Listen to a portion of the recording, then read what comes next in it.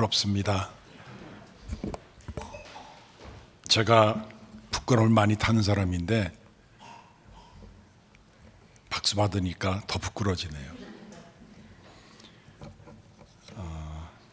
저를 아시는 분도 있고 모르신 분도 있죠. 예, 저를 아시는 분은 알 테고 모르신 분은 모를 테니까. 제가 오늘 1부 예배 설교하고 2부 예배 또 설교하고 조금 있다가 이제 청년부 설교를 다른 토픽으로 설교를 하게 되는데요. 1부 예배 끝나고 나서 오늘 본문의 말씀을 또 읽었어요. 또 읽고 묵상하는 가운데 떠오르는 사람이 두 사람이 생각났어요. 한 분은 중학교 때 음악 선생님, 또 한 분은 고등학교 때 미술 선생님. 여러분들은 선생님에 대한 기억이 좋을 수도 있고 안 좋을 수도 있잖아요. 옛날에 제가 자랐을 때 선생님들은 학생들을 무지 두들겨 팼어요. 많이 맞았어요. 그런데 제가 중학교 음악 선생님하고 고등학교 미술 선생님이 생각나는 이유는 뭐냐면 보통 선생님과 다른 평범 이상의 선생님이라는 것이 생각나니까 지금까지도 제 가슴속에 두 선생님이 남아있어요. 중학교 때 음악 선생님은 왜 마음에 남아있냐면 제 짝이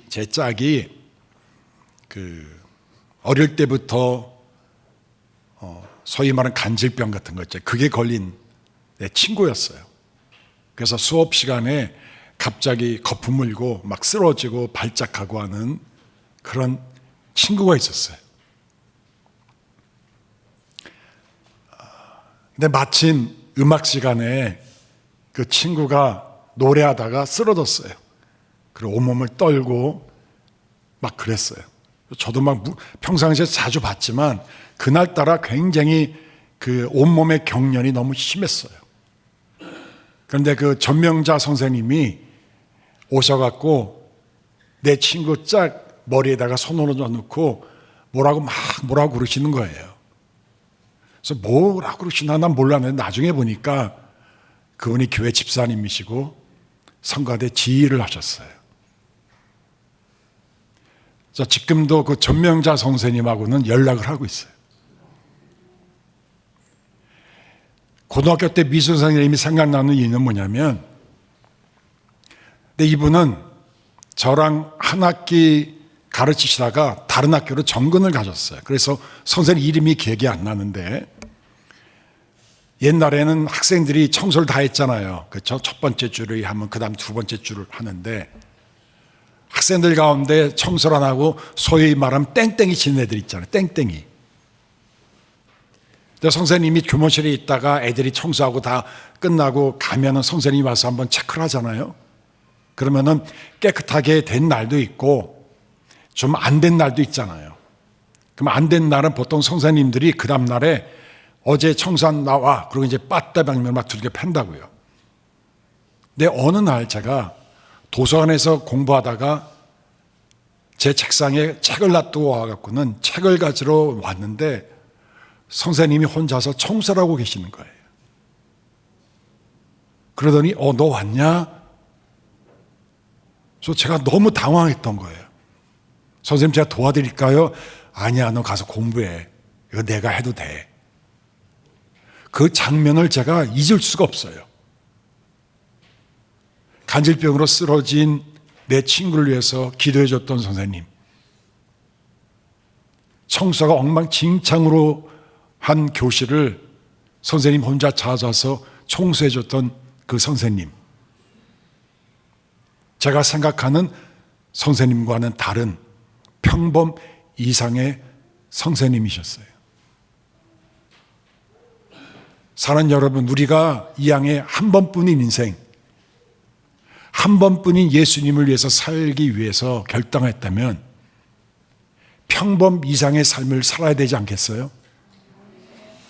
세상 사람들이 나를 가장 가까이 아는 그 친구들이 뭔가 다르네, 친구지만 존경스럽고 친구지만 나와 좀 다른 그런 어떤 매력, 품위, 그런 삶을 살면 얼마나 좋겠어요.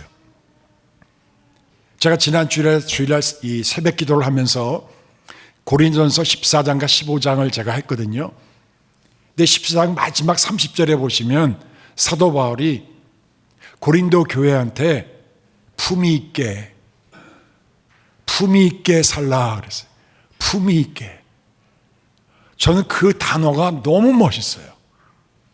품위 있는 목사, 품위 있는 집사, 품위 있는 성도. 여러분 듣기만 해도 얼마나 좋아요. 그렇죠? 좀 못 배우면 어때요? 좀 가진 게 없으면 어때요? 내 형편이 지리궁산이라도 내 삶이 품이 있다면, 내 삶이 평범 이상의 삶보다 더 품이 있고 고귀하고 사람들이 존경해주고 따라와주고 샘플이 될 수 있는 삶을 살려면 이건 하나님이 원하시는 삶이 아닐까요? 이게 바로 제자의 삶이 아닐까요? 이것이 바로 성경에서 말하는 삶이 아닐까요?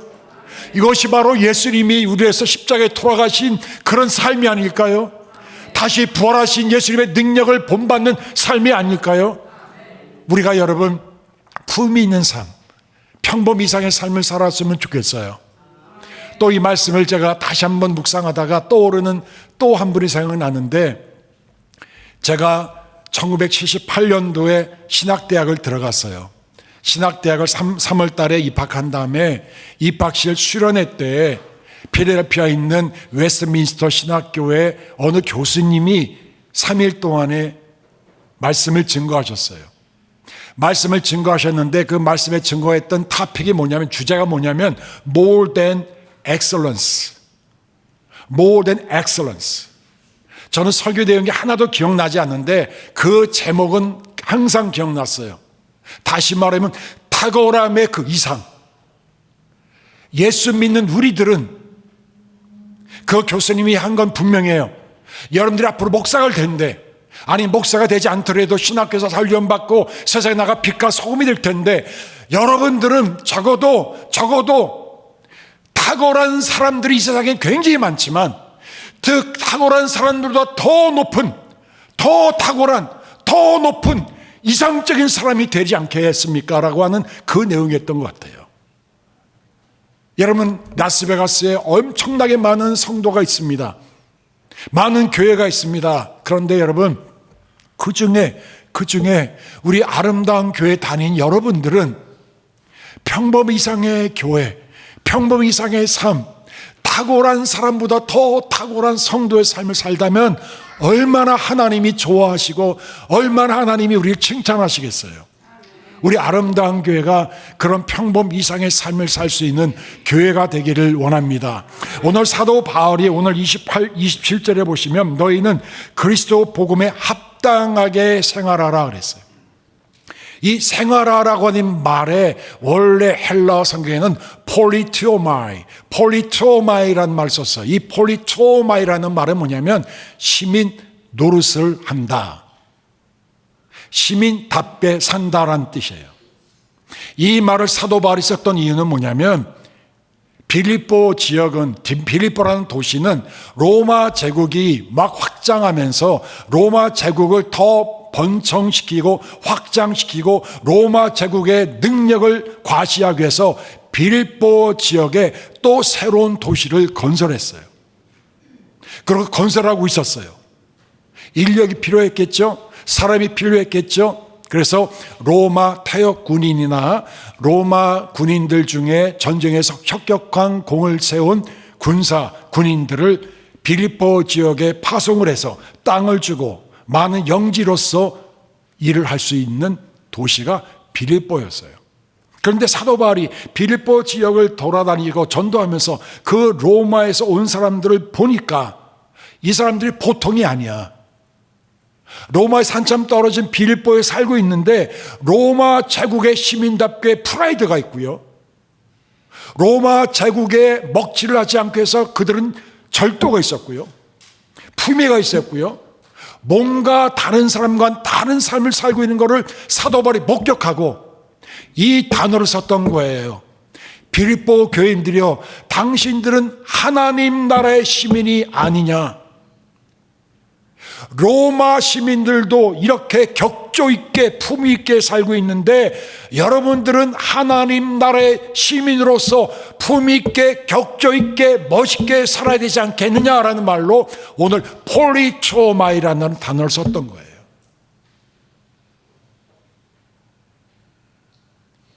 여러분, 그러면 우리가 폴리초마에 복음에 합당하게 생활하기 위해서는 어떻게 해야 될까? 평범 이상의 삶의 첫 번째 조건은 뭐냐면 복음의 신앙을 위해 협력하라.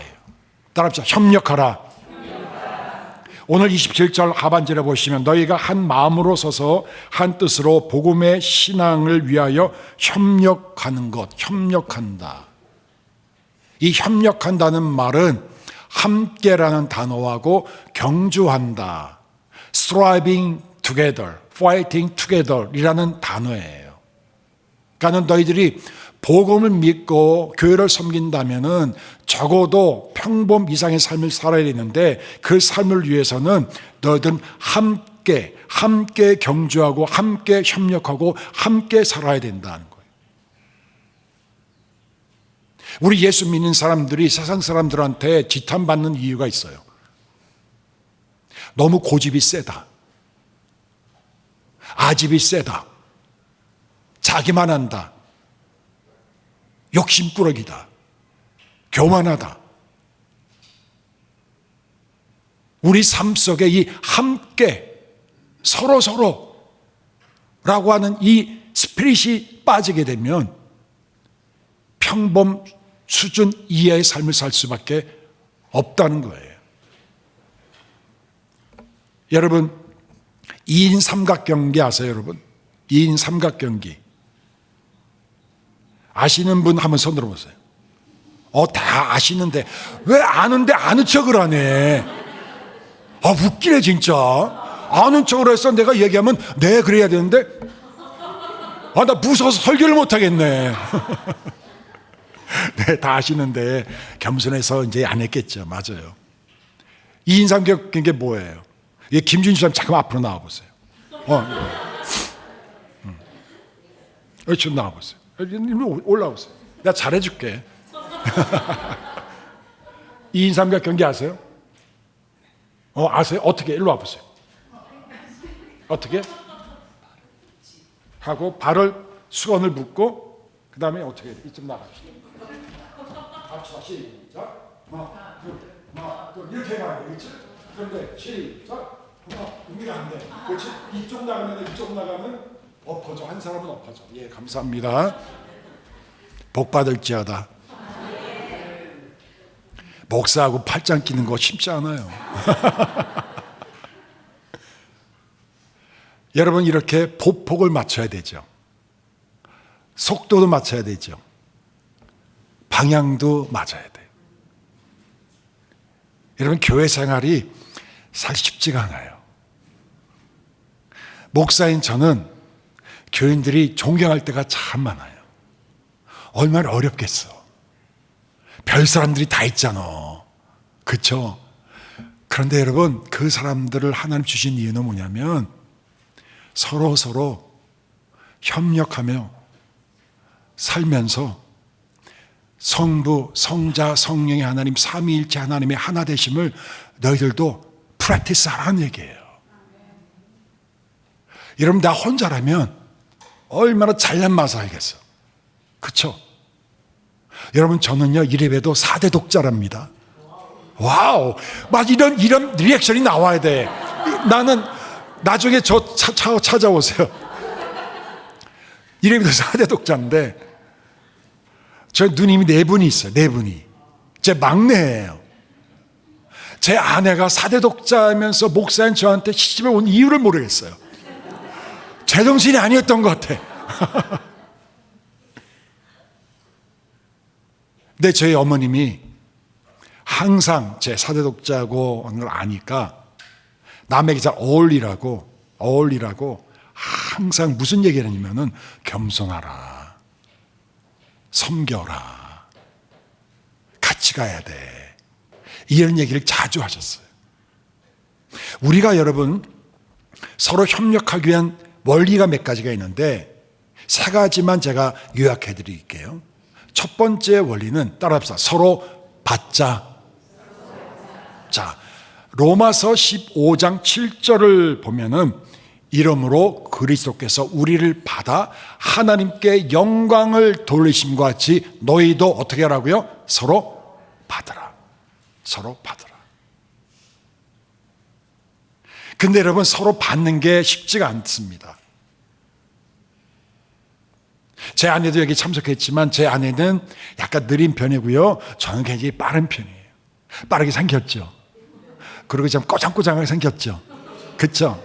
또 예예하네 또. 그거는 가만히 있어야지. 예, 좀 까다롭게 생겼죠 사람이. 예. 맞아요 또 그러네 또. 근데 제 아내는 좀 느린 편이고 화를 거의 안 내요.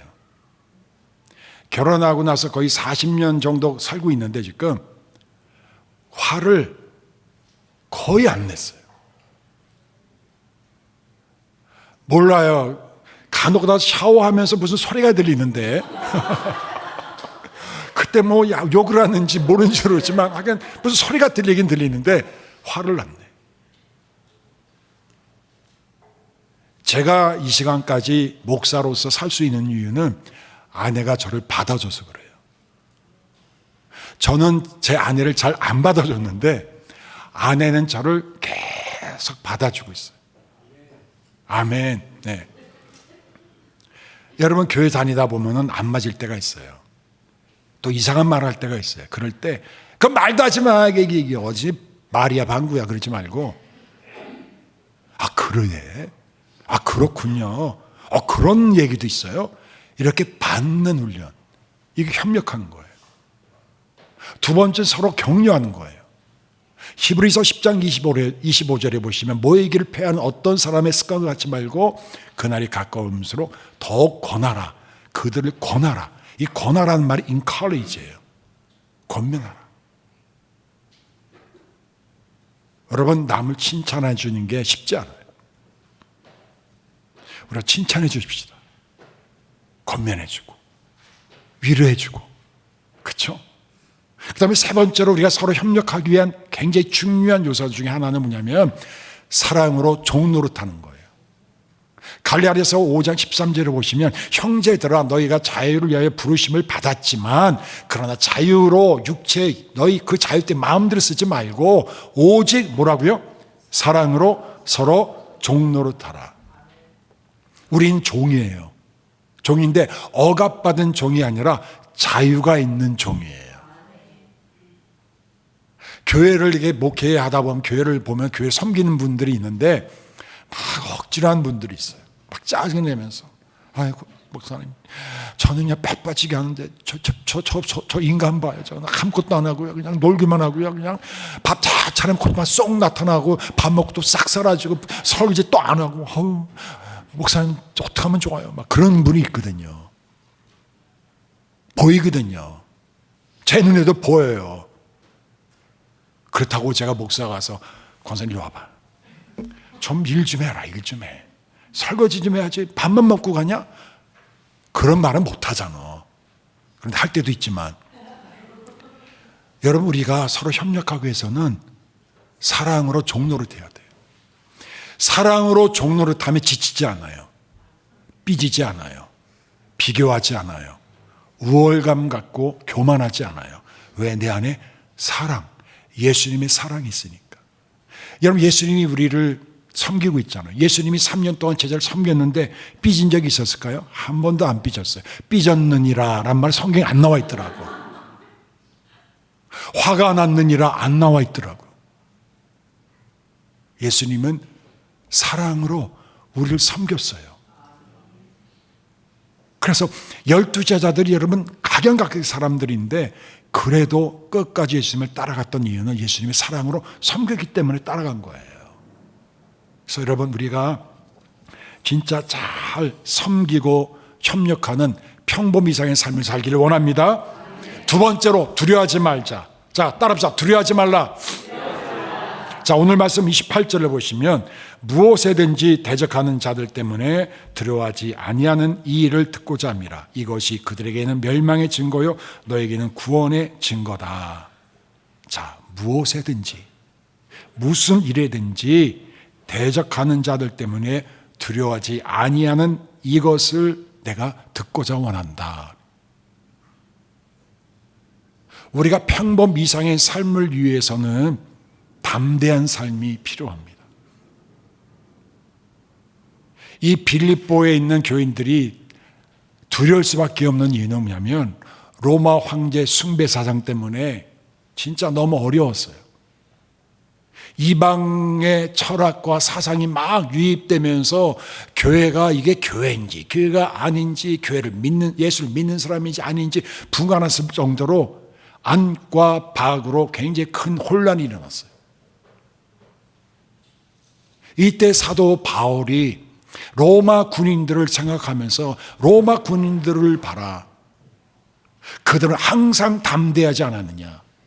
너희들도 주의 군사처럼 담대하게 살아라 라고 얘기를 하고 있는 거예요.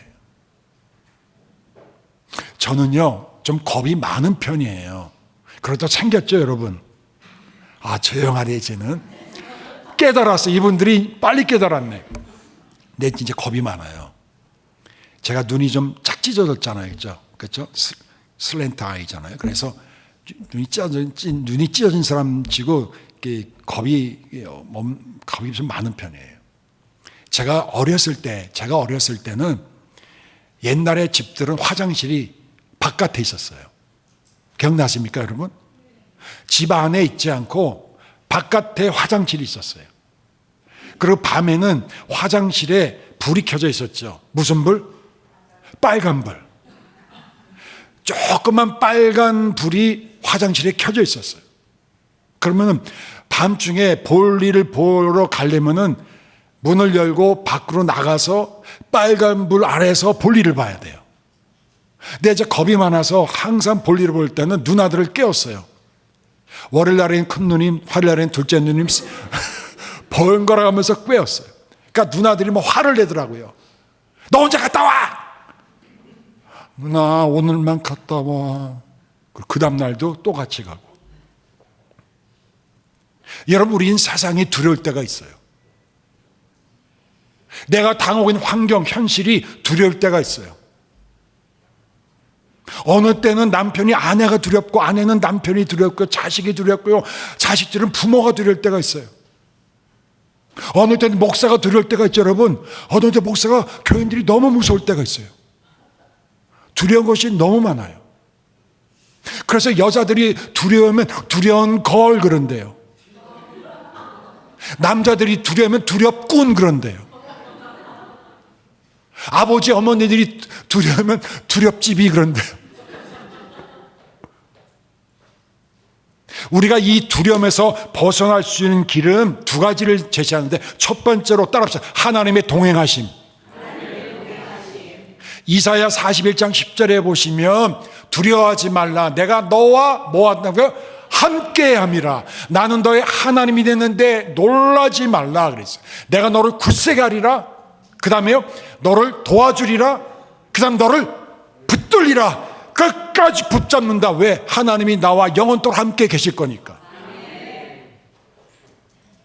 여러분, 우리 옆에서 영원토록 동의할 분은 하나님밖에 없어요. 남편도 떠나가고, 아내도 떠나가고, 자식도 떠나가고, 부모도 떠나가고, 다 떠나가요. 그런데 하나님은 안 떠나가요.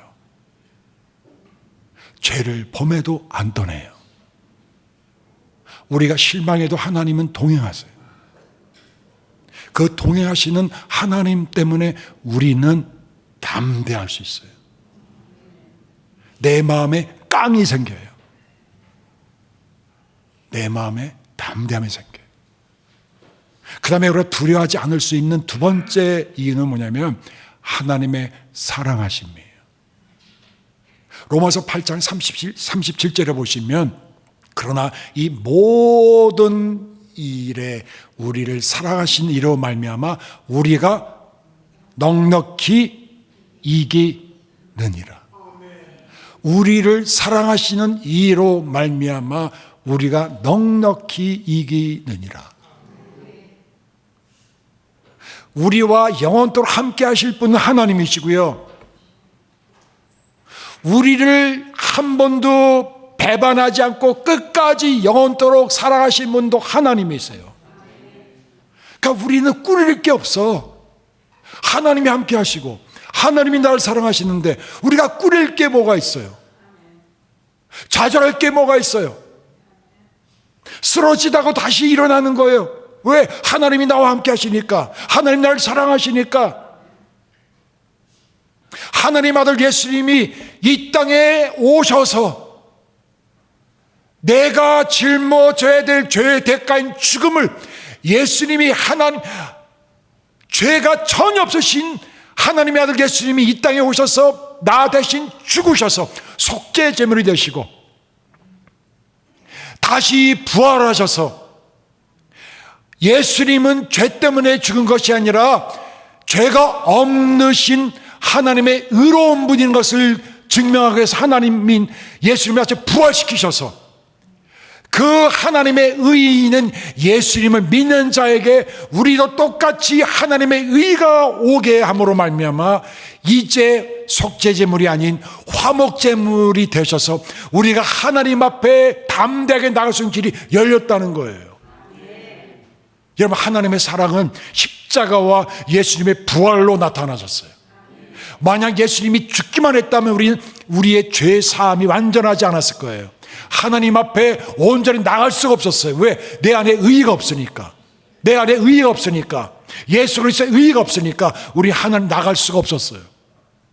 그래서 하나님의 동행과 하나님의 이 사랑으로 우리는 충분히 담대할 수 있어요. 여러분, 콧불소 아시죠? 콧불소. 여러분, 고래떼를 영어로 뭐라고 할까요? 고래떼. 영어 잘하시는 분. 뭐 있는데 에어 하면 나와야 되는데 pod, P-O-D. P-O-D 모르세요? 영어로 한번 해보세요. 정확한 발음. pod. pod가 여러분 바로 고래떼를 파드라고 그래요. 이 물고기 떼를 뭐라고 그럴까요? 스쿨. 학교이지, 학교. 스쿨. 이게 물고기 떼예요. 콧불소가 여러분 목표물이 딱 정해지면 달려드는데 뛰어가는 그 속도가 48km예요. 대단하죠? 그런데 콧불소 한 마리가 딱 뛰어가면은 옆에 있는 콧불소도 다 뛰어가요. 그래서 콧불소 떼를 영어로 crash라 그래요. crash. 충돌. 처음 하셨죠, 여러분? 콧불소가 한번 때가 지나가면 그 동네는 쑥대밭이 되는 거예요. 48kg가 되는 그 육중한 몸매를 가진 콧불소가 수십 마리가 팍 진력하니까. 여러분, 우리는 하나님의 사랑과 하나님의 동행하심 믿는 사람이에요. 어쩐 의미로는 우린 무서울 곳이 없는 사람들이에요. 콧불소보다 더 강력한 힘 있는 사람들이에요. 그래서 여러분, 우리가 평범 이상의 삶을 살기 위해서는 하나님의 사랑과 하나님의 동행하심을 믿고 담대하게 주의 군사로서 앞으로 나가는 사람이에요. 그 다음에 세 번째 마지막으로 우리가 평범 이상의 삶을 살기 위해서는 주를 위한 고난을 감수할 필요가 있어요. 이게 참 어려운 파트예요. 자, 오늘 말씀 29절 30절에 보시면 그리스도를 위하여 너희에게 은혜를 주신 것은 다만 그를 믿을 뿐만 아니라 또한 그를 위하여 고난도 받게 하려 하십니다. 하나님이 우리의 은혜를 주셨어요. 오늘 사도 바울은 두 가지를 얘기합니다. 믿음. 예수님을 믿을 수 있는 믿음이 은혜예요. 여러분, 그냥 믿어졌죠? 예수님이. 믿어져서. 그냥 믿어지는 거야. 예수님을 보지 못했잖아요. 그렇죠? 근데 믿어져. 이상하죠? 예수님의 부활을 보셨습니까? 안 봤는데 예수님의 부활을 믿어. 내가 믿습니다 해서 믿는 게 아니라 하나님의 은혜로 믿어지게 하는 은혜예요. 이건 기가 막힌, 이건 과학도 해명할 수 없는 일이에요. 믿어지는 거예요. 믿어지고 또 하나님의 은혜가 임하면 고난을 감수할 수 있어요.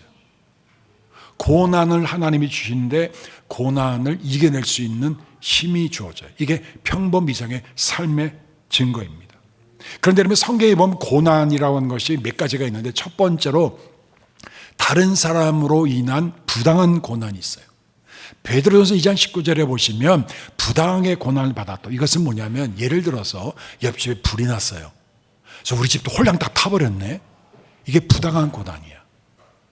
그 다음에 또 하나의 고난은 뭐냐면 내 죄로 인한 징벌적 고난이 있어요. 죄가 있어 매를 맞았어요. 여러분 죄가 있어 매를 맞죠. 죄 때문에 남 탓할 것 없어요. 그러나 또 하나의 기가 막힌 하나님이 숨겨진 고난이 있는데 이것은 의로운 고난이에요. 베드로전서 2장 20절 하반절에 보시면 너는 선을 행함으로 고난을 받고 참으면 이는 하나님께 아름답다. 선한 일을 하다 보면 교회에서 섬기다 보면 세상에서 의롭게 살다 보면 고난이 와요. 억울할 때가 있어요. 힘들 때가 있어요. 그런데 그때 여러분 기억하세요. 그런 선을 행함으로 오는 고난이 왔을 때 여러분, 하나님이 나에게 은혜를 주시기 위해서 뭔가 하고 계시는구나라고 생각하시면 돼요. 반드시 하나님의 은혜로 받는 고난 뒤에는 축복이 쏟아집니다. 반드시 예외 없이. 고난이 고난으로 끝나지 않아요.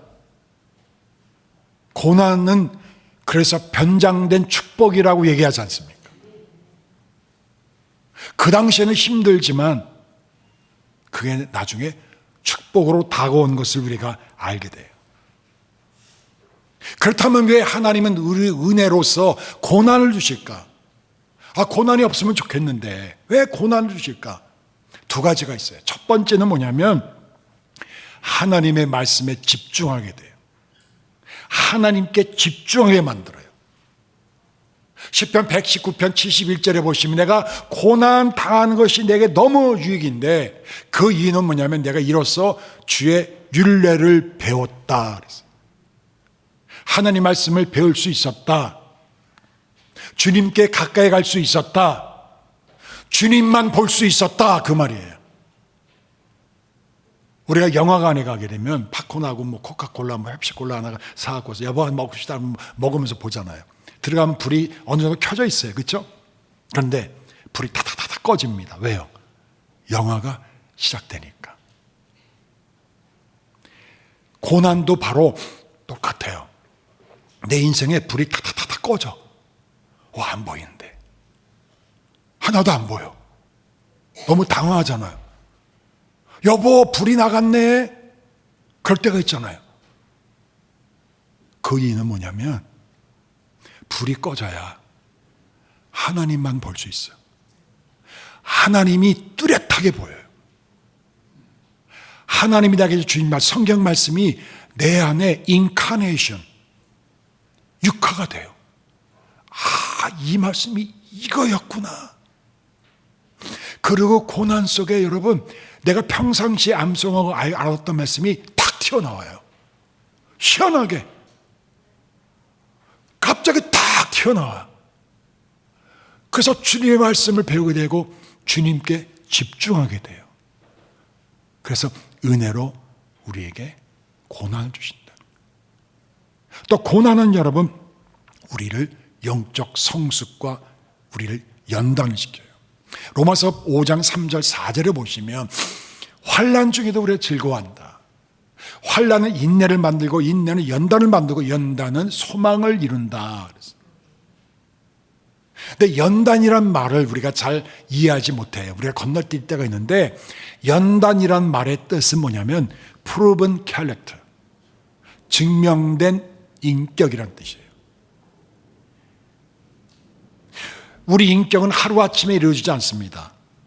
여러 가지를 통해서 인격이 이루어지는데, 하나님은 우리를 보배로운 사람 말기 위해서 하나님이 쓰기에 가장 좋은 합격품, 참 좋은 그릇을 만드시기 위해서 하나님이 환난을 주시는데, 환난을 통해서 우리에게 인내, 참을 수 있게 만들어요.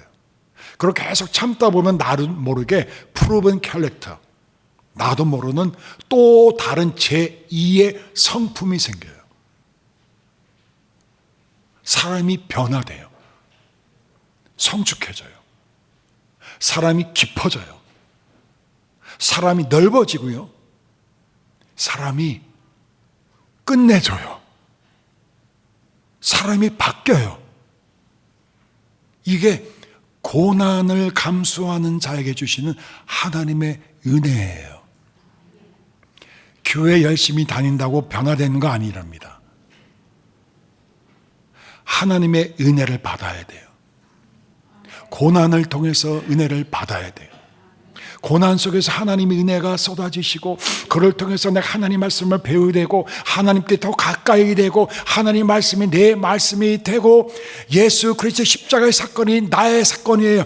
내 대신 예수님이 죽으셨구나. 내가 죄인 중에 괴수이구나. 하나님, 내가 죄인입니다. 내가 가장 교만한 사람이고 내가 진짜 쓸데없는 사람이라는 것을 고백하는 순간 우리가 점점 성숙해지고 사람다운 사람, 성도다운 성도가 되어지고 있더라는 거예요. 여러분, 누에고치 아시죠? 누에고치가 이제 누에고치가 탁 터져서 나방이 돼서 나비가 나오잖아요. 그런데 이 누에고치에서 나비를 키우는 사람이 이 누에고치에서 나방이 되기 위해서는 한 24시간 동안 그 누에고치 안에서 꿈틀꿈틀 하다가 툭 터져서 나오거든요. 그런데 그것이 너무 안타까운 나오는지 어떤 사람이 누에고치에다가 구멍을 뚫어줬대요. 쉽게 나오라고. 그랬더니 나오더래요. 조그만 애벌레가 이제 탄생돼갖고 나비가 쭉 나오는데 문제는 뭐냐면 날질 못하더래요. 24시간 동안 누에고치 안에 있는 조금 애벌레가 막 비틀고 막 이렇게 하면서 근육이 생겨갖고 탁 터지면은 날라리는데 툭 미리 해줬으니까는 근육질이 없어. 어리버리해. 그건 나오자마자 헬렐레 하고 죽는 거예요. 여러분, 고난이라는 것이 참기가 어려워요. 그런데 축복이고 내 체질을 바꾸는 축복 중에 하나예요. 말씀을 맺습니다. 우리가 이 한 번뿐인 인생 살 때 우리는 진짜 평범한 그 이상의 삶을 살았으면 좋겠어요. 하나님을 믿는 사람처럼, 예수님을 따른 제자들처럼 세상과는 다른 품격이 있는 격조 있는 삶 사는 우리가 되기를 원합니다. 결론을 내립니다. 따라갑시다. 당신 멋져. 자, 제가 당 하면 여러분들이 뒤에 읽으셔야 돼요. 당, 신, 멋, 저. 오늘 설교 말씀 여기 다 들어가 있어요, 여러분. 설교 다 잊어버려도 여러분, 당신 멋져. 이건 잊어버리면 안 돼요. 아시겠죠? 자, 옆 사람한테 인사하십시다. 당신 멋져. 자, 다시 한번. 당, 신, 맛, 저. 특별히 저 주며 사십시다. 뭐 이기려고 나를 쳐. 기도하십시다.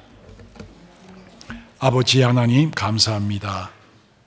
아름다운 교회에 다니는 모든 교인들이 품격 있고 품위 있고 격조 있고 진짜 멋진 예수님 안에서 신사숙녀가 될 수 있도록 도와주시옵소서. 예수님의 이름으로 기도하옵나이다. 아멘.